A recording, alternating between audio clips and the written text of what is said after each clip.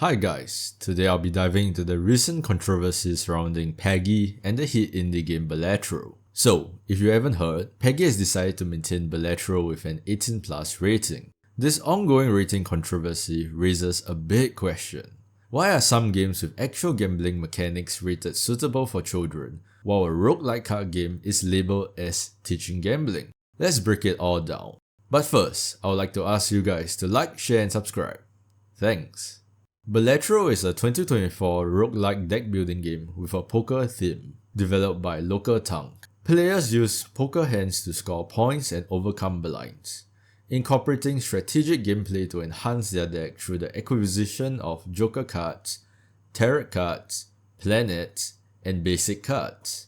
The game challenges players to carefully plan their moves and combinations to progress. It had a huge night at the Games Awards 2024, earning nominations for Game of the Year and Best Game Direction, while winning Best Independent Game, Best Debut Indie Game, and Best Mobile Game. But just days later, the game became embroiled in controversy when Local Tongue tweeted his frustration over PEGI's decision to uphold Balatro's 18 plus rating. Since PEGI gave us an 18 plus rating for having evil playing cards, maybe I should add microtransactions, loot boxes, real gambling to lower their rating to 3 plus like EA Sports FC. Following that up with links to the PEGI info for Balatro and EA Sports FC. Later he added, just to clear it up, I'm way more irked at the 3 plus for these games with actual gambling mechanics for children than I am about Balatro having an 18 plus rating. If these other games were rated properly, I'd happily accept the weirdo 18 plus. The red logo looks kinda dope. To understand the situation better,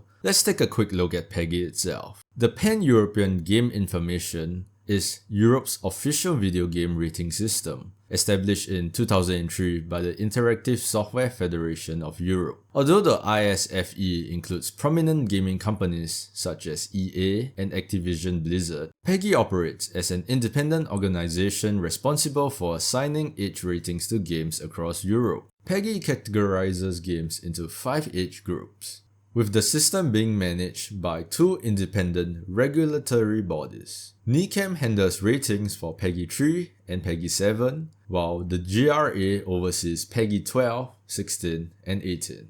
Now let's compare the 2 key ratings here. PEGI 3, which means that the content must be mild and non-threatening with no bad language or realistic violence. PEGI 18, which is reserved for games that include extreme violence, explicit sexual activity, or gambling. It should be noted that in 2020, PEGI updated its rules to classify gambling under PEGI 18 instead of PEGI 16.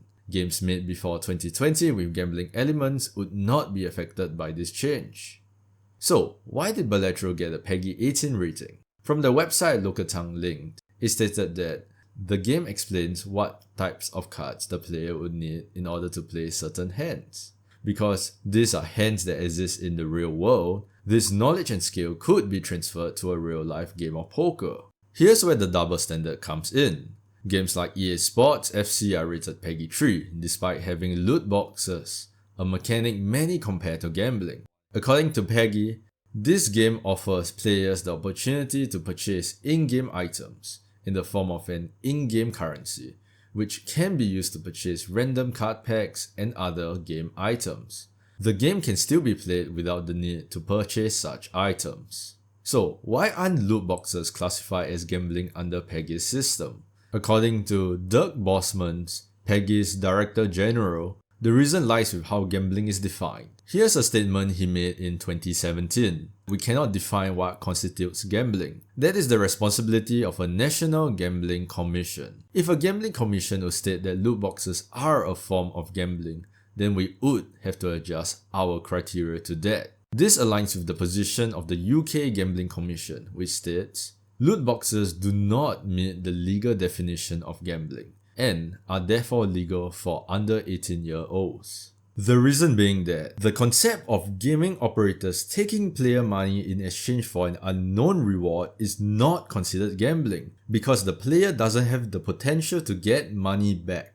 In other words, PEGI cannot independently classify loot boxes as gambling because they defer to national gambling commissions. Since loot boxes are not legally considered gambling in the UK or many other jurisdictions, PEGI continues to rate games like EA Sports FC as PEGI 3+, despite their gambling-like mechanics. But let's be real. The psychological triggers behind loot boxes. The thrill of random rewards are eerily similar to gambling. And this isn't the first time loot boxes have been called out. In 2018, the Belgian Gaming Commission conducted an investigation into several popular video games to assess whether their loot box mechanics constituted gambling under Belgian law. The games scrutinized include FIFA 18, CSGO, Overwatch, and Star Wars Battlefront 2. As Redditor Skinny Obliques explains, these games were required to disclose odds, avoid targeting minors in ads, and stop using misleading imagery like premium packs featuring Ronaldo. They also had to include warnings about responsible gambling. But this does not seem to have stopped the use of loot box mechanics altogether. While these measures have been implemented in Belgium and a few other countries, in most jurisdictions, these games continue to include loot boxes with minimal regulatory oversight, leaving the mechanics unchanged in regions where loot boxes have not been classified as gambling. Overall, PEGI's rating system has faced valid criticism, and the disparity in how games are treated highlights a significant issue. On one hand, PEGI defers to gambling commissions to justify allowing loot boxes, which essentially promotes gambling-like behaviors to children. On the other hand, a strategic roguelike like Balatro, which involves no monetary stake, is penalized for teaching poker hands. In my view, the focus should be on the intent behind these mechanics. Balatro clearly isn't designed to encourage gambling, nor does it disguise itself as such. It's a roguelike card game with strategic depth. Meanwhile, loot boxes are frequently marketed to vulnerable players in ways that normalize spending money for random rewards. If PEGI truly aims to protect players, particularly children, it must address these double standards and ensure that its rating reflects the real impact of these mechanics.